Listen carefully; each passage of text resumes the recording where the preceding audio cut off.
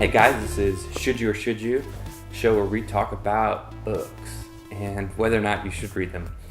I'm your host, Michael Vaughan, and today's episode is about a book that I mentioned in a previous video called The Perfect Nanny, and the author is Leila Slimani. Leila Slimani is actually a Moroccan author. I think I incorrectly stated she was French. I was mistaken. She's from Morocco. She lives in Paris, France now with her husband and kids. Born in 1981, this is actually only her second novel.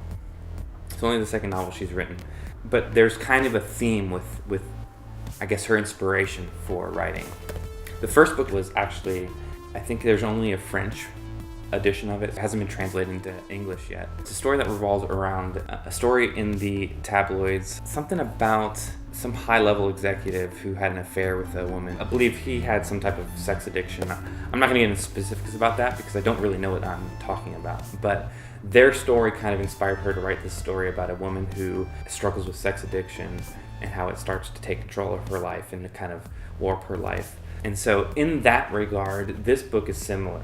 This book was actually written in 2016, but in America, it's fairly new to us. It was just published this year, and I made sure I had pre-ordered a copy of it because I read an article about this book that kind of piqued my allure, if you will. Much like her first book, where she kind of took inspiration from real life stories, this book is about a horrible story, which might be why I decided to read it. But if you live in Manhattan, which if you're watching, there's a good chance you do, considering like 1 trillion people live there. You probably heard about a story back in 2012 about the Krim family, I believe it is, that lived off of 75th in Manhattan, and their nanny murdered their kids. Apparently the wife came home to find two of her children, because she was away 3 blocks away at a swim practice, came home to find her children fatally wounded, stabbed to death by the nanny. When she got there, they were alive. They were pronounced dead on their way to the hospital. She freaked out when she got there, and the nanny, seeing her freak out,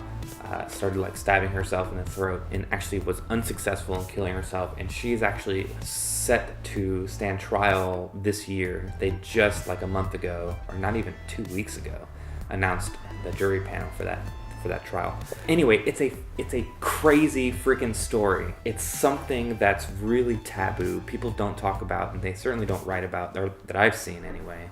And I think that's what kind of drew me to this particular story, that even though it's fiction, this stuff happens every day, and that's kind of scary to think about. So with that said, if you think that I've kind of given away the ending of this book, I haven't. This is one of those books that starts with the craziness. In fact, when I was reading the article about this book, they gave me the first paragraph, and I'm going to give you guys the first sentence. The book starts off with, "The baby is dead." So it gives you everything that's going to happen. It gives you up front, and it's horrible. It's a horrible tragedy, and you're thinking like, what am I about to read? And that's kind of what's amazing about this book, is that she introduces this horrible tragedy in the beginning of the book, and then kind of takes you back and builds this house of tension. You'll read this about this book if you read a review. Every page you turn builds tension. So she goes back and she tells the story of the family. She even gives you a lot of insight about the nanny, which we'll get into. But aside from the horrible story, aside from the terrible tragedy that actually took place in her life, and the story in this book, there's another thing that I kind of took away from this book that I wouldn't have been able to had I not read it. Especially being a man, and especially being a man who doesn't have any kids. And that's new mothers who have goals, who have ambitions, or just new people in general, new parents that had goals and that had ambitions and things they wanted to accomplish, and kind of the way that having children kind of takes control of all your priorities. It becomes the number one priority. But that's okay to a lot of us as mammals. Like, we're kind of biologically programmed to take care of our children. We're programmed to ensure that they grow to be as strong as possible, obviously, to kind of keep the chain going. But how do you deal with that, though? And it's not something that a lot of people talk about. And I'm going to give you a specific example. Miriam, who is the mother in the book, she's a lawyer. She was top of her class in school. She was the person that everybody thought was going to be super successful and work for this huge firm, right? Well, I mean, she has children, and that kind of takes over for her, and she has to her and her husband have to figure out how to raise these children. Now her husband Paul is like this music exec. He finds artists, and he works long hours, but apparently he made a ton of money, and so she was kind of forced to kind of raise the kids, which is like traditional gender roles, but she wasn't feeling it. Miriam was like, I love my children, and I think, and again, as someone who doesn't have any kids, I can't begin to comprehend this feeling of loving your kids so intensely, but in the same breath wishing you could just live your life. Now I know that sounds really dark, but if you're a parent, chances are at some point you've probably thought that exact same thing. She starts noticing these feelings, and she's like, this is not right. I feel like I want to work. I really have this passion. I want to do something. And so she links up with an old colleague from college who started his own firm and decides to go to work. Well, with that said, you have to have somebody, especially at the ages of like 2 and 3 up to like 6. You have to have somebody, a nanny, to watch your kids while you're at work, right? Miriam and Paul talk about how this may break even, like even though she's earning income, but they're gonna have to pay this nanny, so they might not actually make any money with her going back to work, which is fine with her because she just loves excelling, and she wants to work. She wants to meet her dreams and accomplish her goals. And so they start interviewing nannies, and they have this like extensive list of what they have to be. They have to check all these boxes, right? And they seemingly find this in a lady named Louise, who ends up being the actual nanny in the book. And Louise is incredible. My God, she is like an incredible cook. She is fantastic with the children. She loves the children like her own. She throws these extravagant birthday parties. She's like the envy of all the moms and all the dads in the neighborhood, right? Like, God, we wish we could replicate Louise. And it sounds great.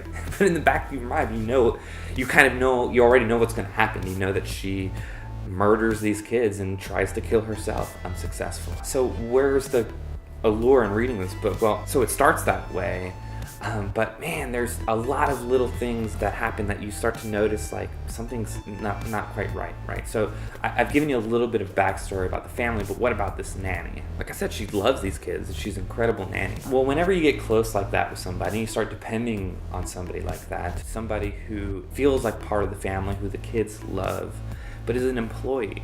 It's a weird dynamic to have somebody who is so close to you, but somebody who works for you. So it's kind of like a thing that they struggle with, right? And there's a lot of build up with because she goes on vacations with them to watch the kids, obviously. They start, Leila does a great job with kind of building this natural suspense through like jealousy, things that we inevitably feel as humans. It's like one of our character flaws, right? We get jealous of people. We get jealous very easily. And so I'm not going to kind of go into too specific a details, but there's some jealousy that starts to build up and some resentment that starts to build up through these little things that happen. So there's a tension that builds between the nanny, Louisa, and the daughter, Mila, where they have like a physical altercation that's really intense. It's very strange, but neither of them talk about it. Louisa's worried that Mila's going to go to her parents and say something that she's going to lose her job or whatever, but nothing happens. It's something that they don't really talk about. That's one example of how the tension kind of builds. Well, Louisa has a backstory all of her own. Again, you can't assume to know anybody in this world. Everybody goes through things. Everybody has a story. Everybody has a history. Everybody's got demons, right?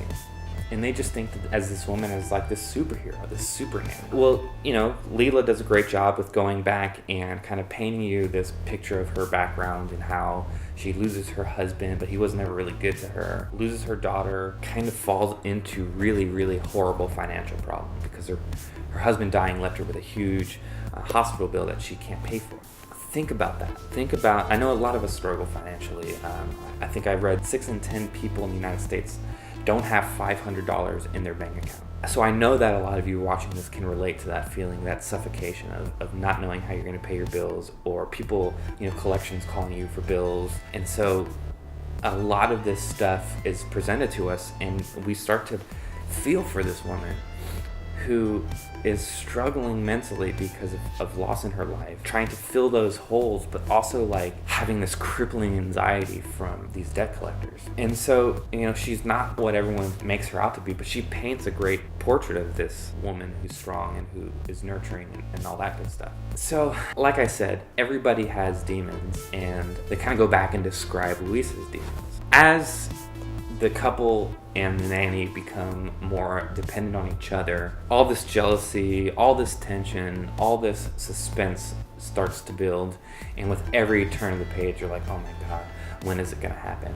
When is it going to happen? When is she going to lose it? When is she going to just cave and commit this gruesomely heinous crime and murdering these kids? And so for that fact alone, for the way that this story has been written, for the way that she has reimagined this, Leila, how the way that she's reimagined this story in her mind and put it into this book is truly incredible. It's a severely well-written book. It was a book that I picked up and I had a hard time putting down. It's one of those books that when you pick it up to read, you'll probably finish it in one sitting. And that's probably what you're going to read about this book, and how addictive it is, how you have to keep going. One of the things that I love about her writing style is that the chapters are very short. Very, very short chapters, I mean like 1 or 2 pages, right?